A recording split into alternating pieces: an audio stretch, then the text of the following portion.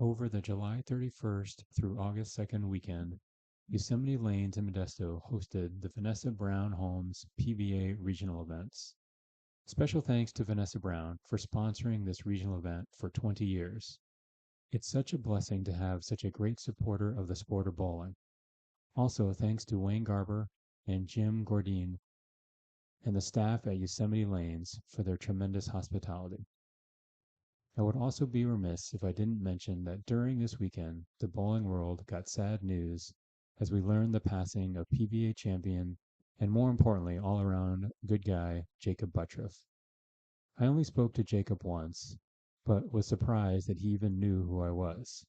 I always appreciated bowlers who, despite their success and fame, didn't big time anyone, and Jacob seemed like he was that down to earth, man of the people type of guy. Rest in peace, Jacob. These are unfortunate reminders to cherish every moment and to always keep things in perspective on what is really important. That brings me to a point I want to make about my mental game. Those who know me have seen those fits of anger that come out on the lanes. They stem from letting results and score dictate my self-image. Just before Modesto, I had an unfortunate and, quite frankly, embarrassing outburst during league. Those moments are real lows for me. Then I'm forced to self-reflect and remember all the right things to focus on the lanes. One shot at a time, focus on the process, not the results. Enjoy the moment. The goal is to execute the best possible shot, that shot. Once you let the ball go, there's no judgment. Just let it go. Just observe and adjust so you can make the best possible shot the next shot. So going into Modesto, I made a conscious effort to really try to focus on the right things. We were bowling 8 games of qualifying Saturday, then cut to the top 16 for 16-player bracket on Sunday. We were bowling on the 2026 Johnny Petraglia pattern. As you can see, it's a long pattern. The distance is 46 feet. So typically on those long patterns, and especially with the structure of the Johnny Petraglia pattern, you're really required to play in, at least left of the second arrow to start. It's tough for the ball to cover a lot of boards down the lane, so the closer to that head pin you can be, the better. On this particular pattern, it did look like the first arrow may be in play based on the graph. However, I wanted to stay committed to playing in and not get faked out into playing out. Game 1, I decided to try to break them down so there would be a little early hook at 9-10 and hope the pattern structure provided a little hold to my left. I decided to throw the origin to start. As you can see, I've laid it out 5 3/4 by 3 by 2. So the pin is pretty long and it's up, and that makes this ball kind of tumble and then get forward quickly, which is, I think, important for these long patterns. I executed well, went strike spare 5-bagger, and ended up shooting 238 the first game. Special thanks to Kim for taking a few videos of each game. So I'm just going to let these play, and I will just chime in with some random comments for things that might have happened that were of importance during these games.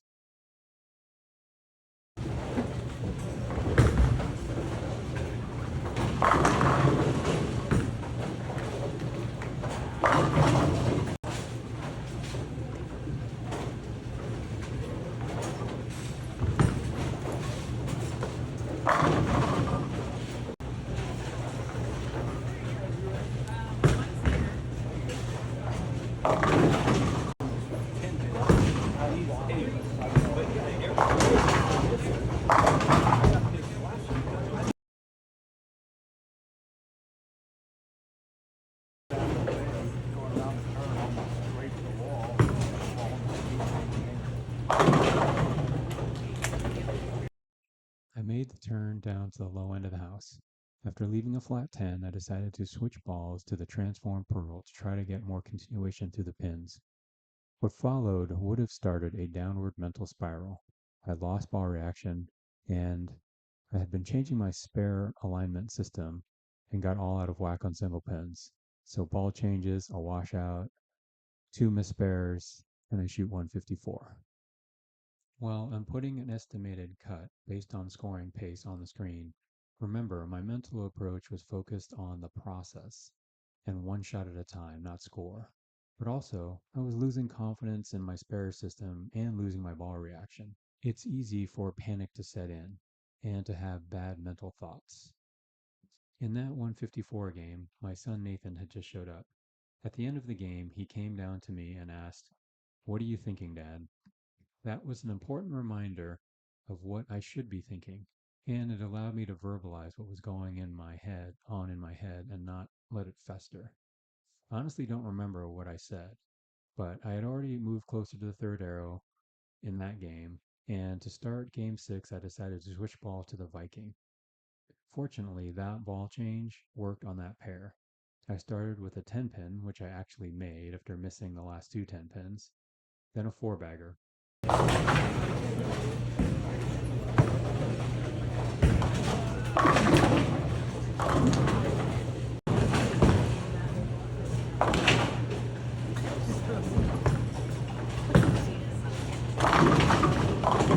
Playing straighter angles closer to the head pin as I left a 5-7 on a bad break in the pocket.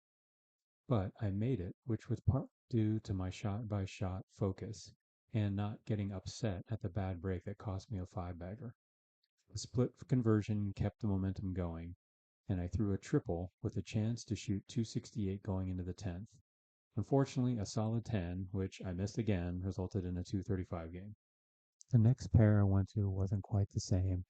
I had to move in deeper, and another missed 10 pin, another bad break, an 8-10 pocket split, couple opens, along with another split to the face, and I shot 177 and decided to switch to the Sublime. By this time, there were a bunch of family and friends who had shown up to watch and root me on. While I definitely appreciate the support of my friends and my in-laws, there is a tendency to worry a little bit about what they're thinking, try to impress them, get a little bit out of the right thought process again. But I was still trying to really focus on just making shots. Fortunately, putting that Sublime in my hand, which is the OG that I just strike with a lot, and getting onto a different pair that also was matched up well, I ended up throwing a lot of strikes and a lot of really good shots.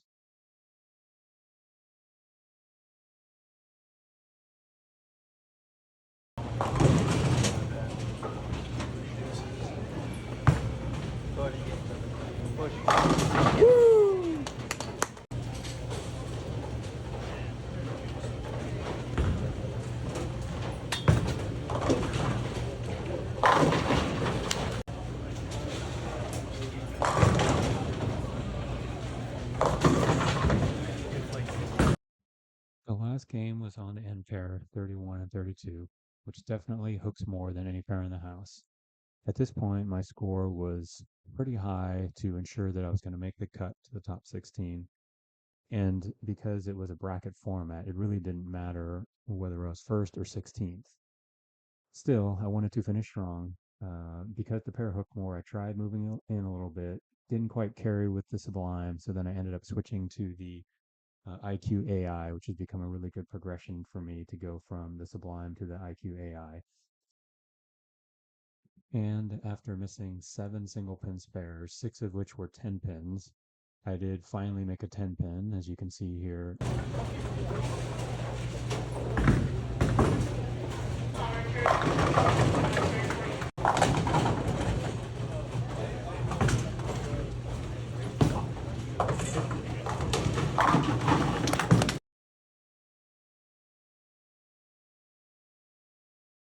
And threw a fortunate Brooklyn in there.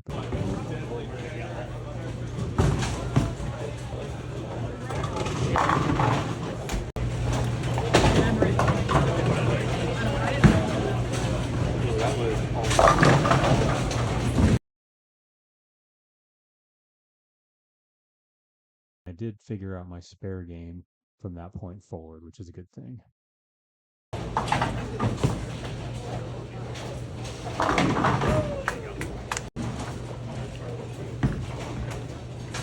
a good ball.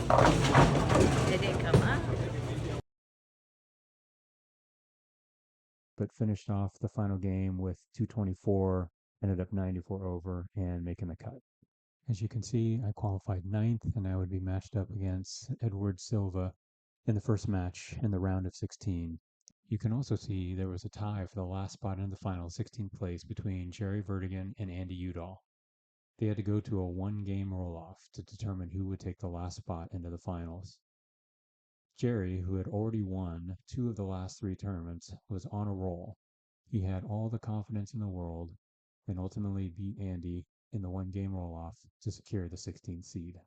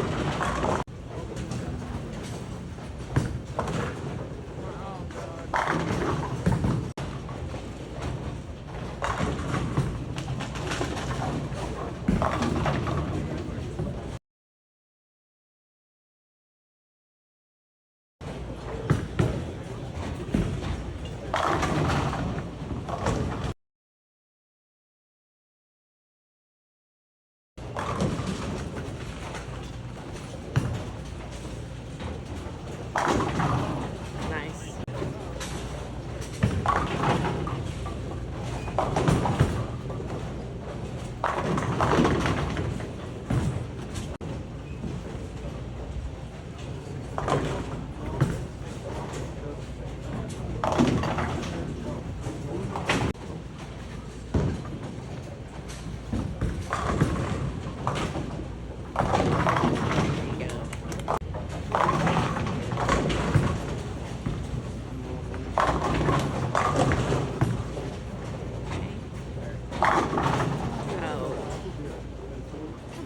Ed needed a strike on the first ball in the 10th to extend the match. Fortunately for me, he left a soft 10, and I was able to squeak by with a victory. Here's the top half of the bracket showing my advancing on to meet the red-hot Jerry Vertigan.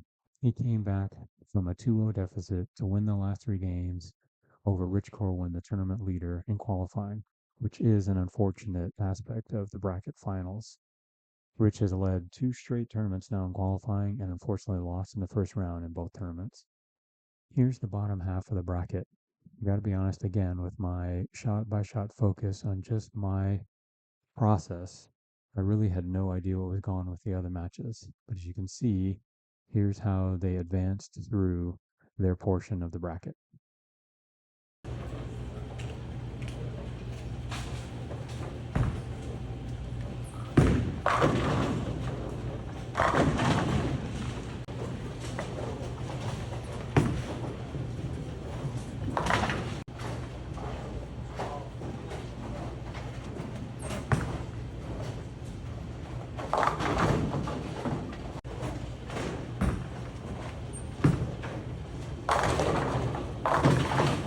I'll take that.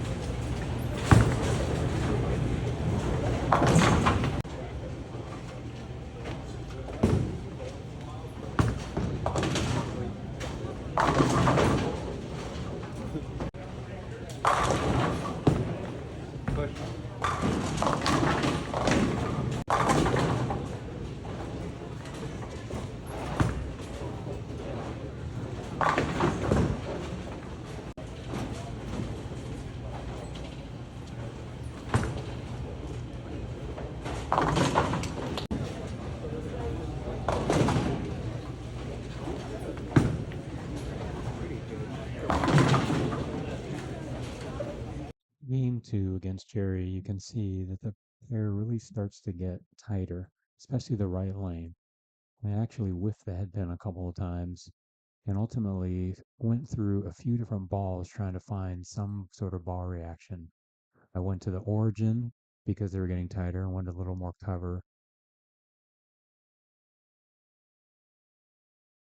When that wasn't enough, then I went to the Viking Conquest, and it looked okay, especially on the right lane.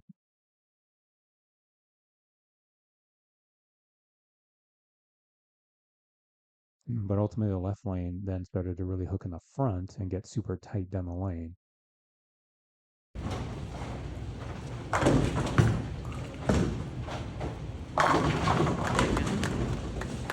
So then I switched to the Sublime in the 10th on the left lane.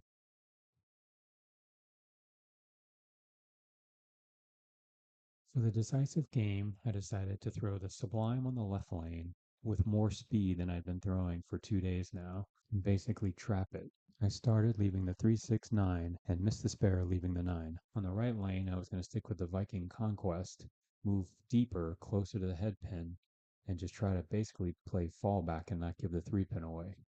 In match play, my approach is to stay as focused as possible on just what I'm doing, which means I do not watch my opponent.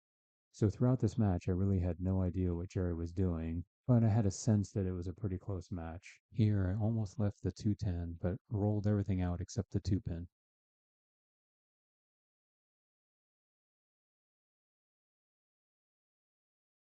Unfortunately, on the right lane especially, I couldn't quite get the ball to do the right thing, that Viking Conquest. This double would have given me a lead, but I left the 2-5.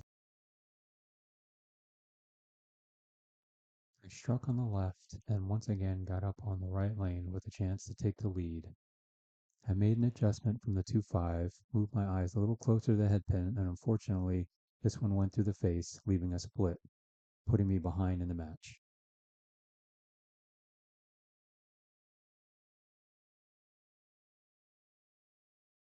And on the left lane, because I was trying to throw it a little harder than I had been, I just got a little bit out of rhythm.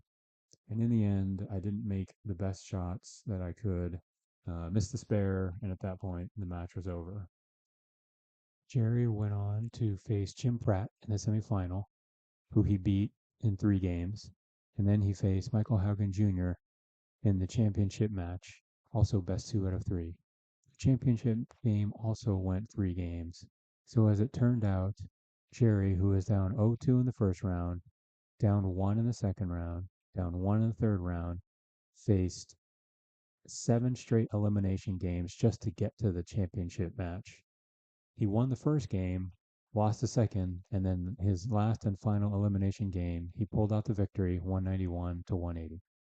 It was a gritty, tough win and much deserved for Jerry, who had now won 3 of the last 4 PBA 50 events in the West region. For me, it was a top 8 finish again for the second straight regional, but it felt different this time than it did leaving Tacoma. I felt like I had a really good mental process and really given myself a chance to perform at the very best. And so I was looking forward to Windsor the next weekend, which would complete the run of 5 straight weekends and 5 straight regionals. And as it turned out, given the recent announcement from the PVA regarding the elite regional program, it was quite possibly the last singles regional event that I might ever get to bowl. And as it turned out, it could very possibly have been the greatest Hollywood script ending to win my first PBA title in the very last chance that I would have. Just a little bit of a teaser. stay tuned for the next recap for what happened at Windsor. I hope you enjoyed this one. Don't forget to like and subscribe or comment. And remember, all of a storm.